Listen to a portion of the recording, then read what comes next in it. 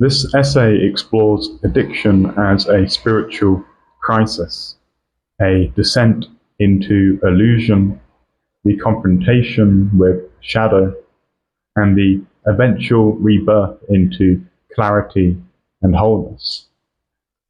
You see, our only way out of addiction is the discovery of a deeper meaning beyond the addiction. And this means managing to tear oneself out of the spiraling nihilism that addiction collapses us into, a state whereby our sovereign master is the gratification of pleasure. Pleasure which consumes everything.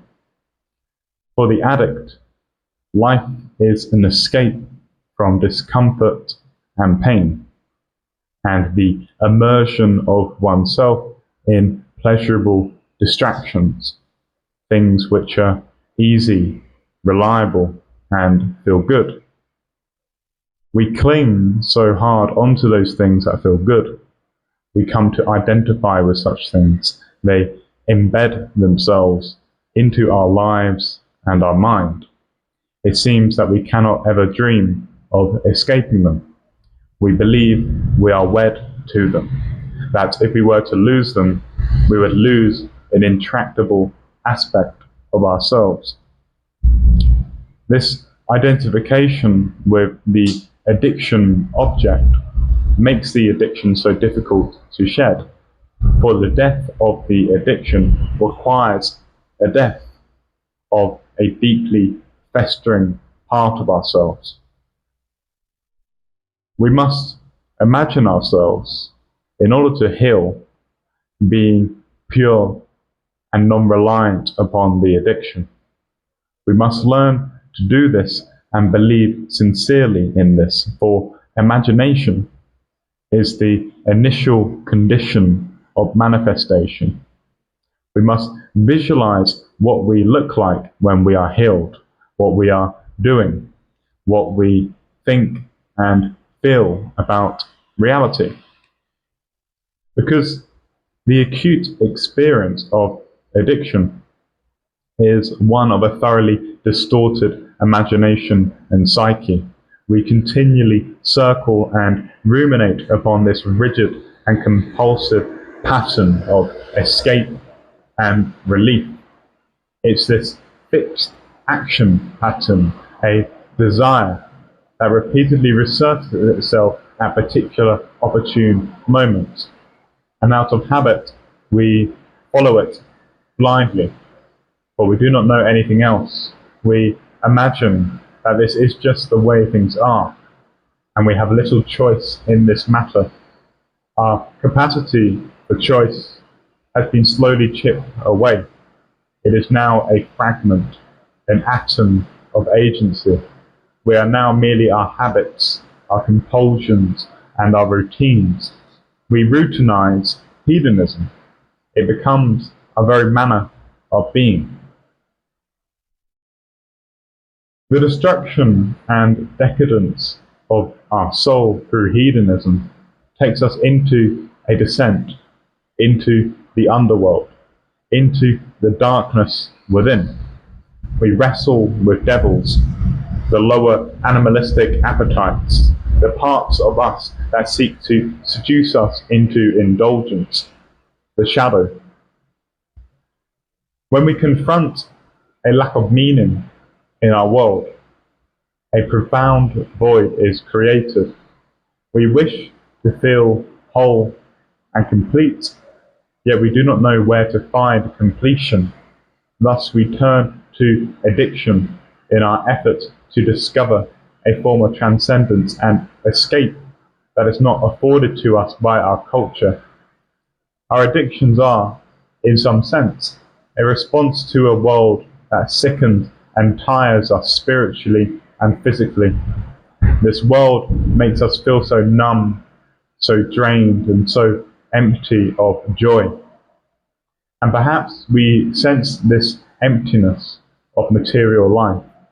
And this is what stirs us into the pattern of escape. We wish to transcend the spiritual nihilism of blind slavery to work and money. However, because we have no anchors or guidance in life, we turn to the most immediately effective solutions, that being addictions. You see, addictions are solutions of sort. We do not do them aimlessly. They do, in fact, perform a function, and this function must be acknowledged and understood if we are to peer into the root of our problems. Addictions provide us with a semblance of relief, a quick and passionate surge of euphoria, a release from the burden of our thoughts and anxieties. For a brief moment within our consciousness, there are no problems. Indeed, that is the state that mystics yearn for, a state of being whereby there is a deep apprehension of perfection. For the integrated mystic, this state is cultivated and a long-lasting mode of consciousness. For the addict, it is a brief glimpse of what could be. However, this glimpse is inherently fleeting, and thus it instills a deep sense of craving and search. The addict seeks completion outside of himself via the material world. The mystic discovers completion within. And this is why the mystic's realization is far deeper and more eternal, and why the addict's pseudo-realization ultimately ensnares them deeper in the samskaras of life, the prison of conditioning and desire. This is also why the addict has been described as a tortured mystic, for they are subconsciously engaged in a spiritual search for a state of consciousness that is complete and free from negativity. They wish to experience a form of bliss, yet they do not know in what direction to search. And in their search for bliss, they become captured by illusory methods that satiate their search for a brief moment, leading them to believe that they have found the solution to their problems. But this belief ultimately cripples and traps them, rendering them a slave to their addiction, subject to all forms of compulsive craving and disturbance. Their addiction ultimately makes them feel more dissatisfied and empty, yet they feel powerless since they believe that the addiction is the solution to their negative emotions. And this creates a perverted feedback loop whereby discomfort stirred by the effects of being addicted in fact precipitates further attempts to seek relief from the very activity that is destroying you. And this bears significant resemblance to any form of toxic relationship. We come to rely on something that is very clearly poisoning us. How then do we resolve such a predicament? The first fundamental step is breaking through the veil of illusions brought on by addiction, the compulsive beliefs that it instills, the lies that it tends to wrap around us in order to tempt us. We must see very clearly how it is in fact damaging us before we endeavor to eradicate it as a pattern. In addiction, we must learn to find relief from our problems in other, more healthy manners. Addiction is an easy and effective way of dealing with discomfort. However, it does not ever, in fact, make us stronger as people. And I think a significant aspect of maturation and individuation is being able to tolerate discomfort. Addiction offers us an easy method of avoiding discomfort. However, this avoidance behavior is slowly diminishing us. Strength is cultivated by engaging in friction, you see. And when we're addicted, we are trying to avoid this friction. Resistance, you see, is not something to be avoided, but rather leaned into. For in this confrontation with discomfort, is where the fruits of growth lie. And I think that finding healthy substitutes for our addictions also enables us to disperse that addictive energy in some form of nourishing pursuit, whether that be exercise, artistic expression, or meditation. When we finally let go of our addictive patterns, a great knot of energy finally unravels in our being. And we finally have so much energy to pursue our higher callings in life as opposed to our addictive distractions. And this is one of the most important elements of recovery, the reclaiming of our sovereignty of mind and energy.